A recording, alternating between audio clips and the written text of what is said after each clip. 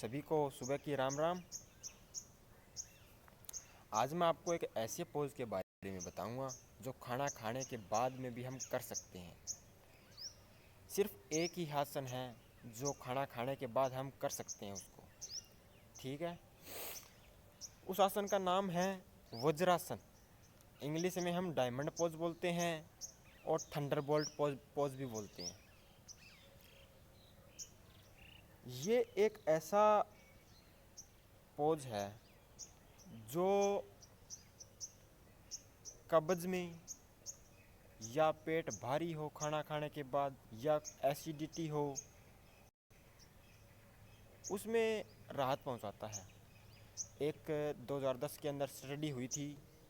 उस स्टडी ने ये निष्कर्ष निकाला था कि ये जो वज्रासन है, डायमंड पोज है, वो लोअर बैक पेन में भी राहत पहुंचाता है। जो पीछे निचले हिस्से की जो पीठ है उसमें जो दर्द होता है उसमें भी राहत पहुंचाता है। ठीक, अब मैं आपको जो वज्रासन है उसके अंदर घुसने की क्रिया बताऊंगा। अभी तो मैं पद्मासन में बैठा हूँ, आपको मैं पूरी क्रिया करके बता दूंगा। और जिससे ये वज्रासन नहीं होता, जिसकी थाई बड़ी है या फिर वज़न ज़्यादा है, ठीक है, जिसके घुटनों में जो दर्द है रहता है, उनको मैं एक आसान सा तरीका, उससे पहले ये क्रिया करने से पहले मैं उनको आसान सा तरीका बता देता हूँ कि जो ये अपने घुटने हैं वो जब हम वज्रासन में बैठते हैं अपने घुटने आगे होंगे। घुटने आगे होंगे तो उन पर एक पतला सा तकिया लो, घुटनों के नीचे लगा लो। ठीक है, फिर आगे मैं बताऊंगा आपको, अभी नहीं। ये जो क्रिया है ये बाद में बताऊंगा आपको। पहले मैं वो क्रिया जो सिंपल क्रिया है वो करके बता दूँ, सिंपल नॉर्मल व्यक्ति के लिए जो वज्रासन में बैठते हैं। सबसे पहले हम अपने पैर वो सीधे करेंगे, यानी कि दंडासन में बैठ जाएंगे। दंडासन में बैठने के बाद हमारे जो हाथ है वो यहाँ पर जांघों पर और कमर है वो सीधी होनी चाहिए। उसके बाद जो हमारे पैरों के जो पंजे हैं वो हमारी तरफ खींचना चाहिए। जो हमारे पाँव के पंजे हैं उनको हमारी तरफ, अपनी तरफ खींचो और ऐसे करो। ठीक है, ऐसे हो गया। ठीक, वापिस पैरों पर रखो हाथ। इसके बाद हम ये जो पाँव है, एक पाँव है वो ऐसे खींचो। करने के बाद इसको यहाँ से पकड़ने के बाद यहाँ पर ले जाओ अपने जांघों के नीचे। इसी तरह दूसरा पाँव करना है। अब जो अपने शरीर का जो पूरा वजन था पहले इस पर था, अब इस पर आ जाएगा और इसको हम मोड़ेंगे। इसको ऐसे मोड़ दिया, हमारे पूरे शरीर का जो वजन है वो इस पर आ जाएगा। ऐसे करके ऐसे हो गया। ये हमारे घुटने हैं ये आपस में मिले हुए होने चाहिए।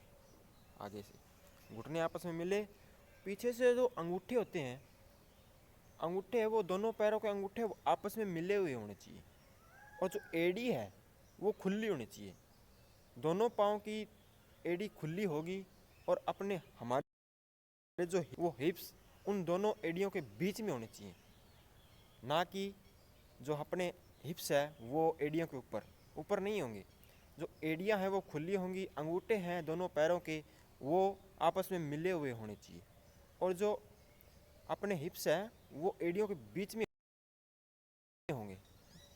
अपने जो हाथ है वो जंघों पर, जंघों के बाद अपनी जो नाभि है वो अंदर की तरफ, जो अपनी छाती है आगे की तरफ होनी चाहिए। नाभि अंदर की तरफ, छाती आगे की तरफ और कंधे है वो खुले हुए होने चाहिए। है अपना वज्रासन। अगर किसी से जो वज्रासन नहीं होता उसको यहाँ पे पतला सा तकिया है वो घुटनों के नीचे लगा लेना है, जिससे उसको आरामदायक हो।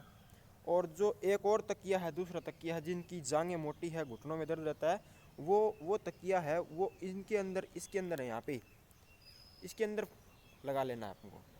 ठीक है, ये दूसरा थोड़ा सा आरामदायक जिससे नहीं होता वज्रासन, उसके बारे में बताया मैंने थोड़ा सा। अब ये है वज्रासन। वज्रासन हम धीरे धीरे 2 मिनट, 3 मिनट, 4 मिनट और धीरे धीरे से टाइम बढ़ता जाएगा। खाना खाने के बाद हम एक ही आसन है जो हम कर सकते हैं। ठीक है, और कोई आसन ऐसा नहीं है जो खाना खाने के तुरंत बाद हम कर सकते हैं। वज्रासन एक ऐसा आसन है जो खाना खाने के बाद कर सकते हैं। वज्रासन की तुलना हम खाना खाने के बाद 1000 कदम चलते हैं उसके बराबर वज्रासन होता है खाना पचाने के लिए। ये खाना पचाने के लिए भी, जिसके एसिडिटी होती है, कब्ज होती है, पेट भारी भारी होता है, उसके लिए उसमें राहत पहुंचाता है। एक बार मैं आपको पीछे से भी दिखा देता हूं कि मेरे पाँव कैसे हैं।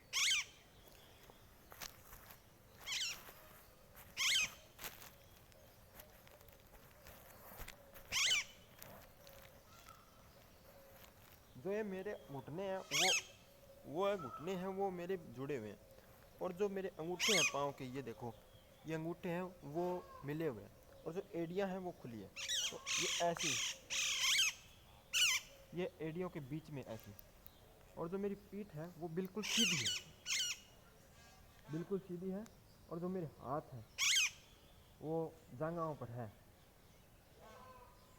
ऐसा करना है, धीरे धीरे से टाइम बढ़ता जाएगा। ठीक है,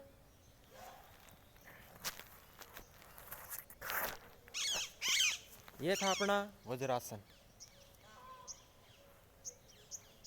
मॉर्निंग योगा विद प्रदीप को ज़्यादा से ज़्यादा लाइक करें, सब्सक्राइब करें और शेयर करें।